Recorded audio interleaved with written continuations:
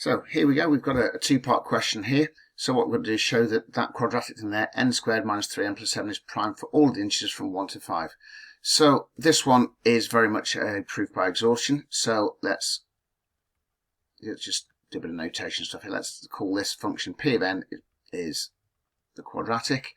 And so let's go, okay, let's put in a 1 and see what we get. So we've got 1 squared minus 3 times 1 plus 7, which is 5.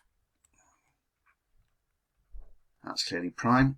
P of 2, 2 squared minus 3 times 2 plus 7, which is 4 minus 6 minus 2 plus 7, that's 5 as well, prime. P of 3, 3 squared minus 3 times 3 plus 7, which is 7, prime, that's all good. P of 4, 4 squared, 16 minus 3 times 4, which is 12, so that's 4 plus another 7. That one's 11. Yep. And then P5, which is 25 minus 15 plus 7, which is 17. That's prime as well. So all of those bits are prime. So there we go. That's part A sorted. And there's our proof by exhaustion.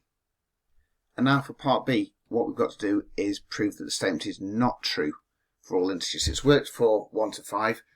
And what we're going to do here is a contradiction. So what we need to find is just one value where it doesn't work. Now, we could just keep going. So what one option would be just go, okay, let's take P6 and work it out, P7 and work it out, and so on and so on. But we don't know how long that's going to take. But there is a bit of a trick to these. So what I'm going to do, let's just get rid of those bits. What I'm going to do is say, let us take, and I am going to go for P7. And the reason I've chosen that one is because of that 7 on the end there. And let's just see what happens.